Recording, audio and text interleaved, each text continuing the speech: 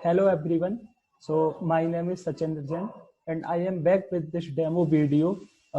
In this video, we will solve the problem nearest greater element to the left. So first we see what is the problem statement. So in this problem, we have to find the nearest greater element to the left for each element. Let's say in this example, nearest greater element to the left of 7 is -1 because there is no left element in for the 7. Now for 3 we will see that the nearest greater element in its left side is 7. So we will print 7. For 4 nearest greater element is 7. So we will again print 7. Now for 2 nearest greater element to its left side is 4. So we will print 4 and so on. So first we will see naive approach for this problem. So what is the naive approach? Naive approach will take the O(n) square complexity. Okay, so it's not good for this question. We will also see the optimized algorithm, but let's say first we see the naive algorithm. Okay, so for 7 there is no left element. We will simply print -1. For 3 we will traverse the whole previous array. So, and as soon as we get the greater element, we will break the second for loop. Okay, so now for 4 we will traverse from here to complete previous array. So we will get 7 and for 2 we will traverse this much array. So we will get 4 and we will break the second for loop. So we will print 4. And for 5 we will traverse the whole previous array, and same for 9 we will traverse the whole previous array, and for 9 we will for 6 we will traverse the whole previous array. So for 9 it's again -1 because there is no greater element for 9 in its left side. Okay, so the naive algorithm is really simple. Okay, so first we will see the code for this algorithm. Okay, so it's really simple. So don't worry about this cp setup function. This is for input file and output file. So we will minimize it. Now let's see the code. N is the size of our array, and we have declared array here. After that we have taken a variable answer in which we are going to save our answer, and here we have taken the input in the array, and the first for loop is the traversing the array. We are going to one by one further in the array. So we have initialized answer -1 each time, as if we will not find any greater element to the left, so we will print -1 because this condition is not going to true in this case when there is no left greater element. So now our second loop will run from i-1 to 0 because this is for the previous element to I. So if array of j is greater than array of I, this means we have find the greater element in its left side. So we will update the answer by array of j, and we will break this for loop, and the control will go to again this for loop. Okay, so and we will print answer each time. So let's run this code. Okay, so my system is a bit slow. It will show you output now. Okay, so okay.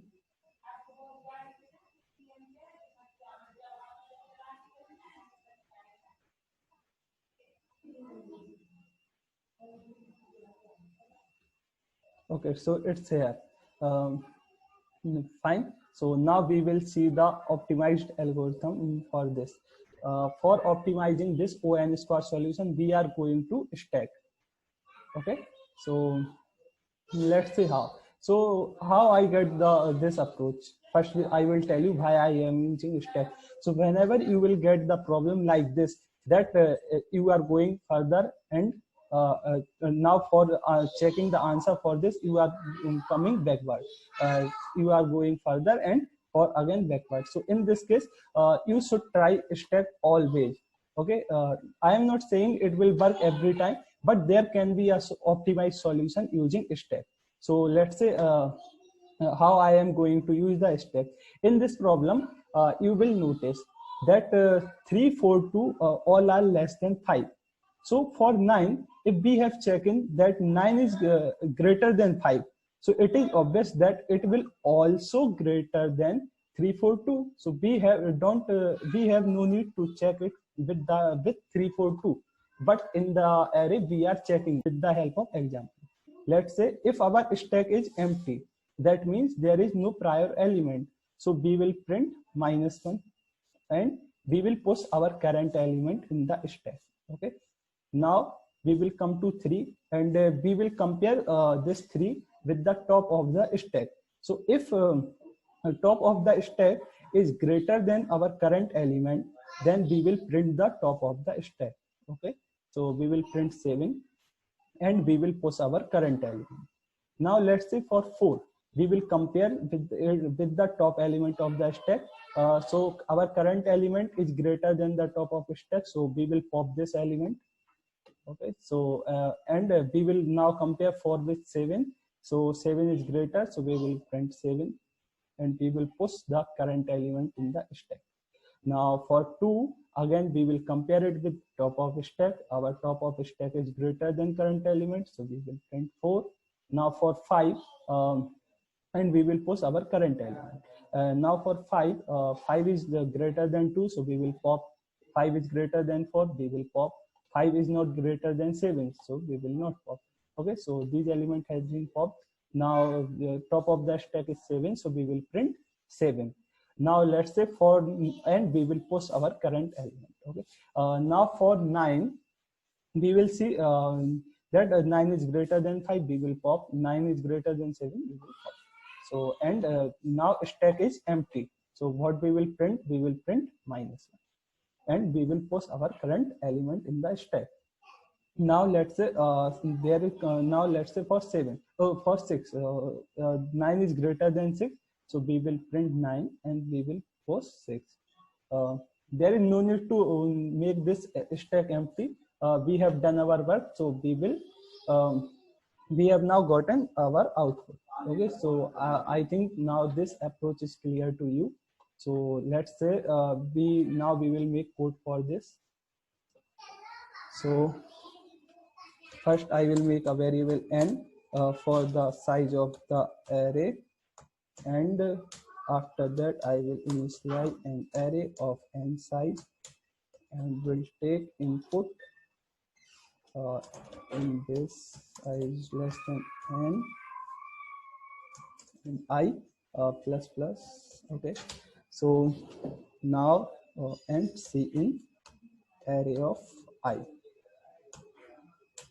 Now we need a stack of integers, let's say st, or so, and now we need to traverse our array I is equal to 0, I is less than n, I plus plus.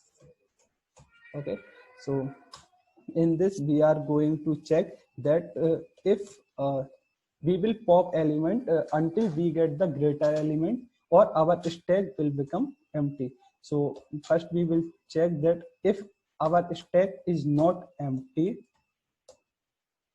and top of the stack is less than equal to our current element, that is array of I. So in this case we are going to pop the element. Okay, so after that, now this when this while loop will break, if this condition is false or this condition is false. So if stack is empty, if st dot empty, we are going to print -1, cout -1. Okay, else what is else is this condition: if st dot top is greater than array of I, then what we are going to print, we will print st.show. Okay, so here our code has been completed. Now we will at the end of statement we will push our current element in the stack array of I. So this is our code. Now we will run this code. Okay, so